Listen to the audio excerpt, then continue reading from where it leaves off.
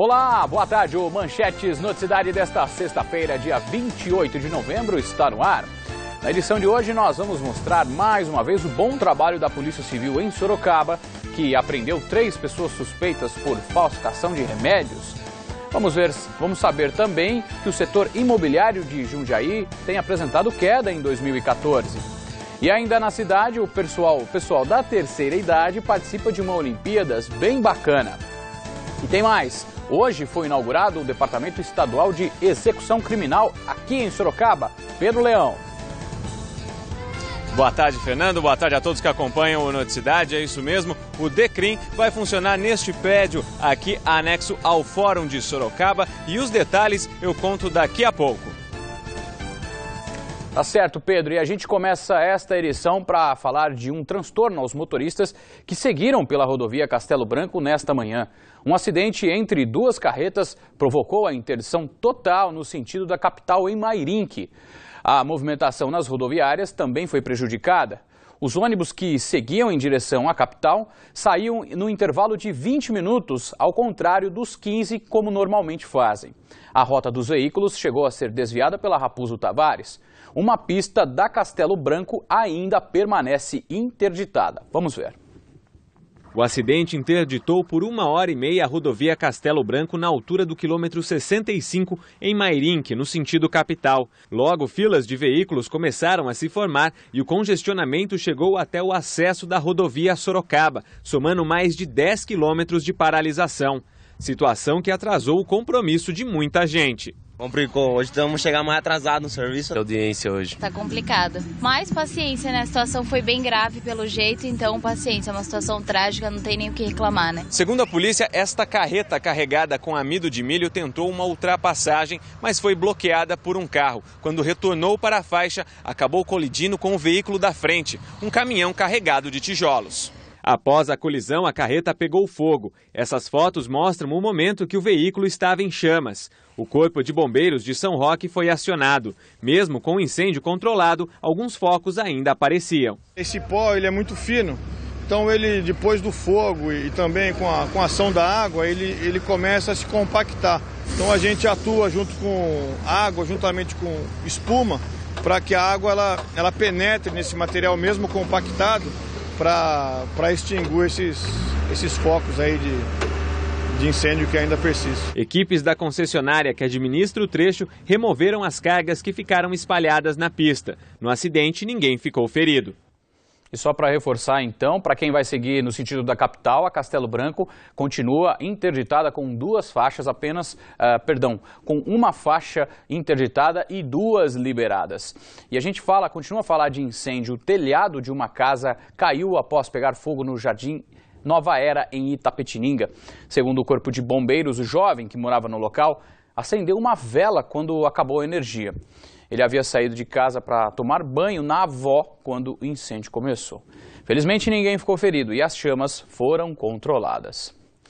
E a Polícia Civil de Sorocaba apreendeu 3 pessoas suspeitas por falsificação de remédios. Tudo era vendido por meio de redes sociais. As investigações duraram 2 meses. A polícia apreendeu 3 suspeitos de comprar, revender e entregar medicamentos atestados e receitas falsificadas.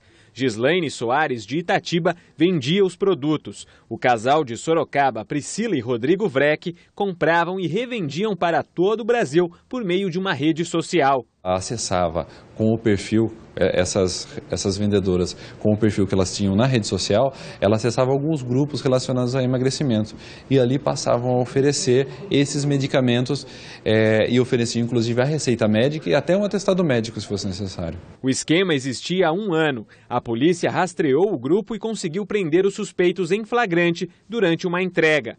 Na investigação foram apreendidos medicamentos para emagrecer, entre eles um remédio falsificado, conhecido como Fempro, de uso proibido no país. Na embalagem havia até a quantidade e horário para se tomar a cápsula. Eles iam às farmácias de manipulação, ali eles adquiriam alguns medicamentos com com essas receitas e chegando na residência deles, eles misturavam essas duas substâncias que eles adquiriram. A polícia também apreendeu carimbos médicos, atestados e receitas azuis, que ficam retidas em farmácias. Segundo o delegado, esses objetos foram obtidos com a ajuda de uma gráfica. Uma gráfica conivente imprimia essas receitas e os carimbos eram feitos através de uma pesquisa no CRM dos médicos. Os 3 suspeitos serão indiciados por falsificação de atestado médico, falsificação de documentos, falsidade ideológica e crime contra a saúde pública. Se condenados, eles podem pegar mais de 20 anos de prisão.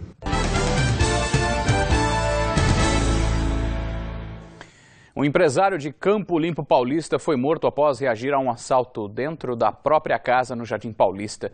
Segundo a polícia, o homem de 53 anos foi abordado por 4 assaltantes quando entrava na garagem. Depois de recolherem joias e outros pertences, a vítima reagiu e foi baleada 4 vezes. A esposa e o filho presenciaram tudo. Ele foi socorrido ao hospital de Campo Limpo Paulista, mas não resistiu. Os assaltantes fugiram no carro da vítima. Um deles, um menor de idade, já foi identificado pela polícia, que está investigando o caso. Por enquanto, ninguém foi preso. E a Polícia Militar apreendeu mais de 150 porções de maconha e cocaína em um bar no bairro Mineirão, em Sorocaba. A proprietária do local assumiu que praticava o tráfico no estabelecimento. A droga estava na bolsa dela e dentro de uma geladeira. A suspeita foi encaminhada à cadeia de Votorantim. Em Sorocaba, foi ouvido nesta quinta-feira o dono do laboratório interditado neste mês, suspeitos de irregularidades na cidade. O dono do laboratório chegou para depoimento no início da tarde. Depois de quase 1h30 de questionamentos, ele afirmou ser inocente das suspeitas de fraude em exames de sangue. Nós viemos aqui para nos defender, para comunicar que realmente isto não ocorria, não existia, realmente não tem nem por onde.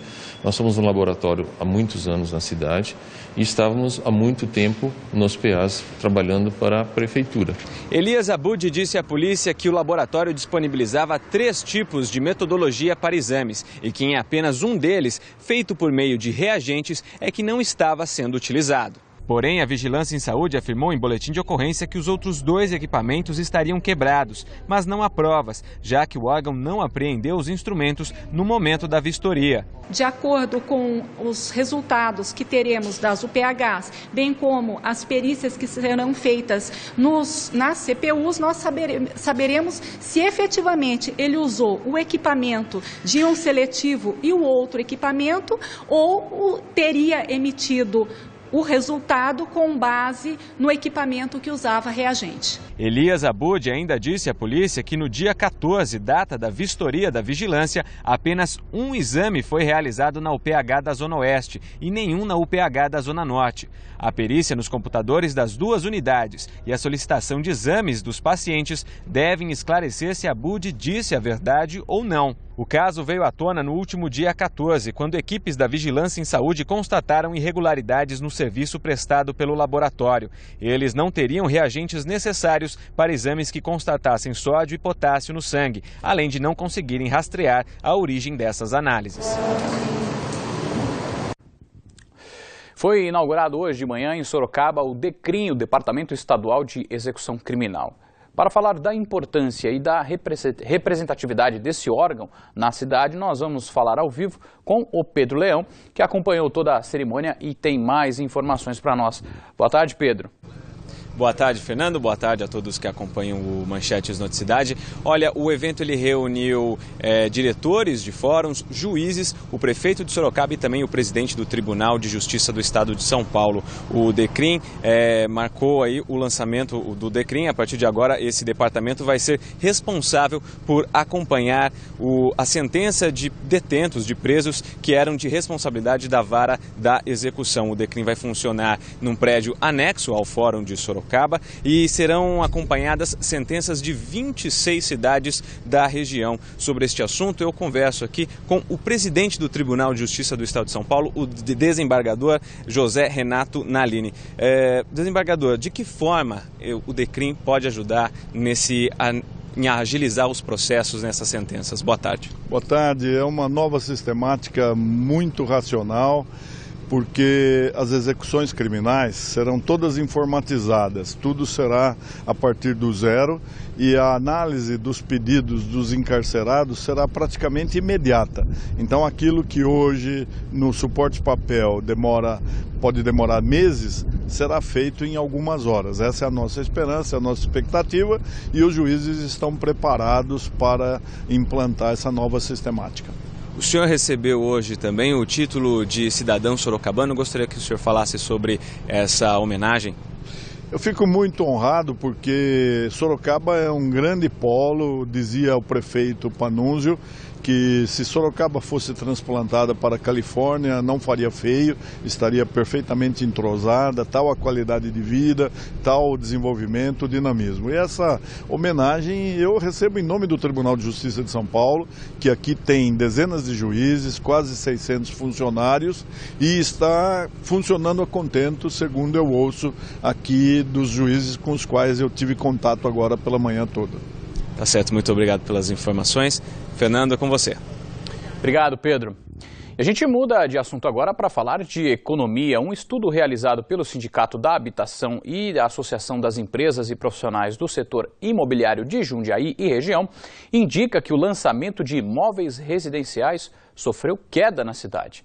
Mas, apesar disso, a população, não para de crescer, hein? O ano de 2014 não foi fácil para o mercado brasileiro e no segmento imobiliário não foi diferente.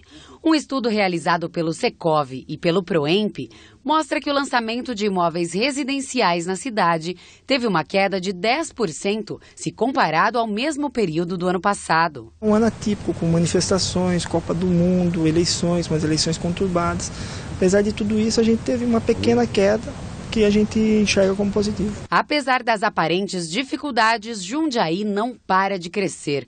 Por conta principalmente da proximidade com a capital do estado, a cidade atrai cada vez mais investimentos em diversos setores. A indústria da habitação acabou surfando muito nesta onda que a cidade de Jundiaí proporcionou a essa área específica da economia e gerando então grandes empreendimentos imobiliários que acabam sendo demandados por essa atração natural e essa roda acaba girando. Em Jundiaí, de acordo com o nosso estudo, 93% dos lançamentos aconteceram residenciais em imóveis verticais. Isso mostra uma tendência que tem acontecido nas principais cidades do estado. E a expectativa é de que para os próximos anos, esse crescimento da população seja um fator para a execução de melhorias no planejamento imobiliário. Crescer desorganizadamente, a gente acaba, no médio a longo prazo, a gente acaba jogando contra a imagem da cidade. Jundiaí comporta esse crescimento? Comporta, mas com planejamento. Em 2015, o que a gente acredita é que os números se mantenham, os preços devem subir levemente, um pouco acima da inflação, e o mercado ainda ativo. Jundiaí, a cidade está, a crise hídrica não atingiu Jundiaí, a cidade está com bastante investimentos em indústrias, novas indústrias, crescendo, então o mercado imobiliário vai acompanhar tudo isso daí.